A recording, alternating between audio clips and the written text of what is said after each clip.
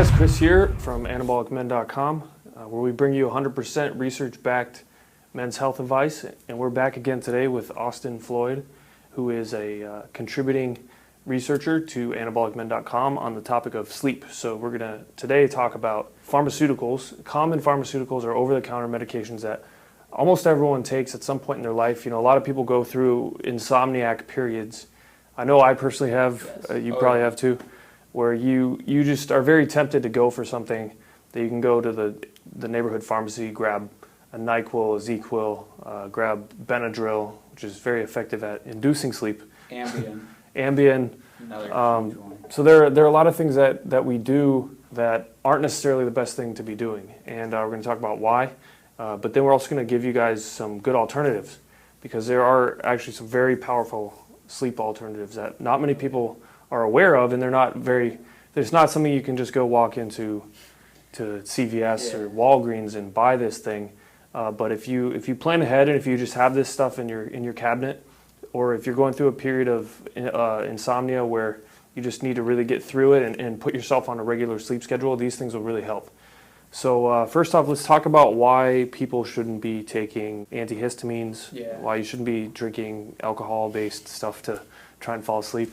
Yeah, so I mean, a lot of this falls into the paradigm of like most pharmaceuticals, and of course when you talk about testosterone, it's just a Band-Aid solution. Yeah. Like number one, you're not sleeping. There's a reason you can't sleep, and just putting a Band-Aid over it is never going to work. Like artificially inducing it, essentially. Exactly. Which is what, for example, an antihistamine is not.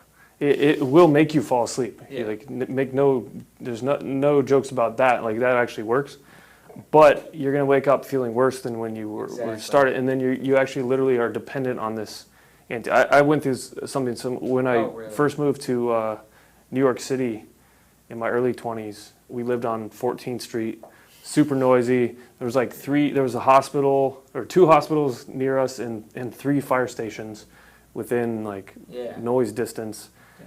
Could barely sleep. I would stay up till 4 or 5 in the morning, and I was like, shit, I need to take something, and I didn't really know these other options we're going to talk about. So I would take Benadryl every day, but I would feel terrible, and I would just take it every single day.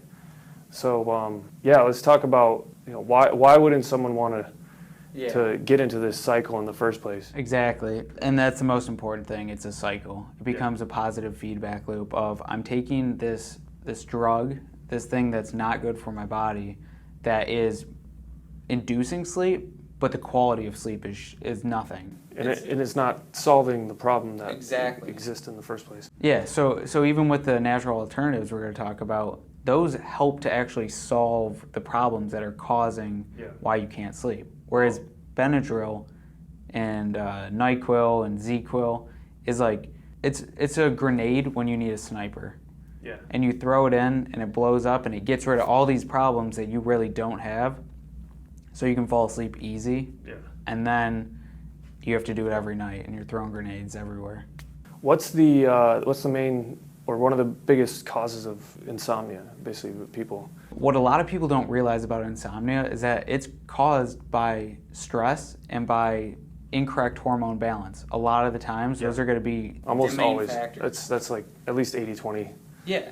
And the more that you're stressing, the harder it is to sleep. The worse quality sleep you get, the more stress you have. Yeah, it's kind of I would point to 2 things, right? So there's just literally chronically elevated cortisol level. Yep. You're going to have, and a symptom of that really is just that underlying anxiety where you just don't know why, but you feel anxious. Everyone has that nowadays too. Yeah. So you just lay in bed and your mind's racing and you just can't go to sleep. And so, I personally went through that. I know a lot of friends who are they're always talking about how they can't sleep. Yeah. I'm like, why don't you just sleep? Oh, I just can't turn my brain off. Another thing, if you are in a situation where you feel like maybe you don't have chronically elevated cortisol, maybe you don't really have a stressful life at all, but you just can't sleep, I would point to something like sympathetic dominance in terms of a mineral profile, which is characterized by higher calcium levels and then a low, you're deficient in magnesium, potassium, and sodium. And what you see in people that have sympathetic dominance in their mineral profile is that they are always racing. Like their mind is Always. just doesn't stop. And it's interesting because it can be drawn back and pointed back to the mineral profile. Yeah. 100%. So it's an easy fix. And something easy like that, you just drink a lot of mineral water for a few weeks. Yeah, or you eat more salt. Yeah. Like contrary to like one of the biggest things, again, with like overstressing is not enough salt. Yeah.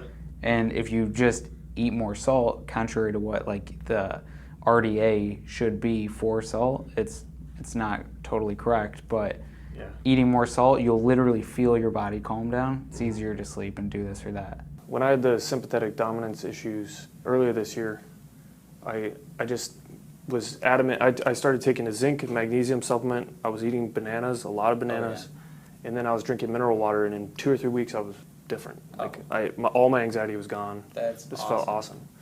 So it really is potentially a simple fix in a lot of these areas. It can be done easily and simply if you put in the effort and you do the upfront cost to do it, Yeah. so that you never have the issue again. And it's gone. Yeah. It's like. It's not a pack of Benadryl a week type thing. So let's talk about just a couple of things. We actually touched on it. If you feel like you have sympathetic dominance issues potentially, you know, Google it if you want to really do a little more research on it. We have an article on it on anabolicmen.com as well. But if you feel like that's your case, just getting a high quality magnesium, zinc, and zinc supplement, which we have on the Anabolic Men marketplace. We have some good options. Or you could go to some like Whole Foods, Trader Joe's, whatever. Get that, use that, it'll help. Also, magnesium is big on sleep anyways. Magnesium is one of the best natural alternatives to any pharmaceutical for most problems, but for sleep, it calms you down, especially with sympathetic dominance, like amazing. Yeah. Like you feel yourself calm down, especially if you have the lotion. Transdermal. Exactly. Yeah, and if you take the lotion, you put it around like your neck or the oil, Magnesium oil. neck, like back of the scalp. Yeah. You feel those areas that, because so often we have a tense neck, it's harder to breathe that way, and then of course it's going to be harder to sleep, could cause apnea. It calms down and opens up. Yeah. It's amazing. Yeah, and that stuff's, I mean, it's really affordable.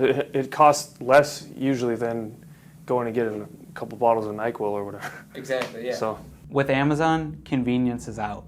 yeah. You could, Exactly. Amazon, It's less, Anabolic, we have everything available. yeah, it's less convenient to go to the pharmacy, actually. Yeah, Just order it. exactly.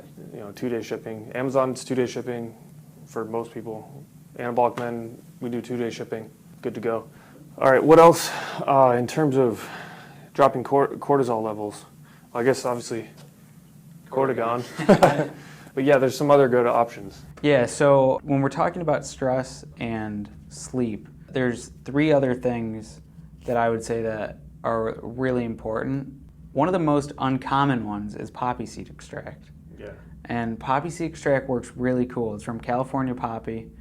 It's going to mimic the effect of an opiate, which can help to like mitigate pain. It's a physiological parasympathetic activator. So you're like, it helps turn on the other side of your body. And after taking poppy seed extract, I don't know about you, but like I feel it almost immediately where I'm like, okay, Yeah. it's time for bed. Yeah, even Darren, he works on anabolicmen.com. He was saying when we got the California poppy into the marketplace now, he took it stacked with melatonin and ashwagandha. Oh, And he said like within 10 minutes he was literally just asleep. Can't fight it. It's just you're asleep. And that's one of the best ways to like induce sleep right away naturally. Something like poppy seed, you make a tea, you do whatever you want with it, but if you get it in you, it's going to help to put you down. Yeah, and do you watch Game of Thrones? Yeah. Yeah, Milk of the Poppy. They're always drinking. Yeah. Milk of the Poppy. It's true. I never even put that together. When I saw that, I was like, I wonder if George R.R. Martin knows about California poppy, and that's He's probably drinking it every night. Yeah, he probably drinks it. I mean, with a mind like that, you got to calm him down somehow. Yeah. So California poppy's good. Magnesium we talked about. Yep. Let's talk about ashwagandha. Ashwagandha. Yeah. That is, it's the miracle herb It works for a lot of stuff. for everything, and it's just another form of ginseng. Which after I did more research into it, I was seeing not only like, so ginseng normally is like up and vibrant energy, but more so ashwagandha is a balancing type herb. Yeah. And so it's got a, like, Very powerful adaptogen. exactly. And it helps to do exactly that, is Yeah. get you to adapt to your situation. So in the case of like too much stress, ashwagandha is going to help you adapt to that stress Yeah. and eliminate it in your body so you're not stressed anymore. Which there's even a dose high enough if you take it that it works like Valium, Yeah. and it will put you to sleep immediately. 8 grams, 8,000 milligrams. I don't know if you want to try that because you might wake up very groggy, but If you really need it, ashwagandha can do the trick. But it does help to stack a couple things. You know? Exactly, yeah. So you don't have to take 8 grams of ashwagandha. And that's what we have a sleep stack in the marketplace now. yep, and that is the definitive stack that goes perfect with Testro as well, just because Yeah. Testro has some glycine, it has some theanine, it has a couple other compounds that really help to calm you and put you to sleep. Yeah, it's got the ashwagandha, it's got magnesium in it. So that's why everyone's asking me like when to take Testro or what I recommend, and I always say, because I always take it an hour before bed. Yeah, I me take too. 1 dose hour before bed. So that's a simple way to do it. Yep. There's one other that we didn't touch on, and that's melatonin. And so you can do melatonin or you can do 5-HTP, which is the precursor to tryptophan, which gets converted into melatonin in the body. The way that I like to look at it, though, is melatonin is something to use too much, and it's going to be evident on yourself. So the pineal gland itself only produces about 3 grams of melatonin a night, or 3 milligrams. When you supplement with something like 5 milligrams, that's when you notice like immediate effects, but then you wake up the next morning and you still notice it. Yeah. It's because your brain, it's not used to having that much melatonin flowing in its circulation. It's kind of like using an antihistamine, the way you feel when you wake up the next day. Exactly. Yeah. An easy way to Recovery combat period. that is, to get rid of that recovery period. One of the easiest ways is to make sure that you don't take too high of a dose. One, never go above what your brain naturally produces, because this is more to just kickstart melatonin to get it so it remembers to fire. Because as we'll talk about with lifestyle considerations, a lot of things make it so melatonin isn't producing as well today in your actual brain. But a small sunlight, exactly. Sunlight, blue light, any type of stress like we talked about, there's a host of factors which you can't produce melatonin anymore, which means you can't sleep as well. Yeah. For dosing, I like to say around 0.5 milligrams to 3 milligrams, but not going over what the brain naturally produces. Makes sense. All right, well, there you have it. You don't need to take NyQuil, ZQuil, antihistamines. You have some good alternatives, natural alternatives. So if you like this video, give it a thumbs up. If you want to see more like it, subscribe to our channel, and we will see you on the next video.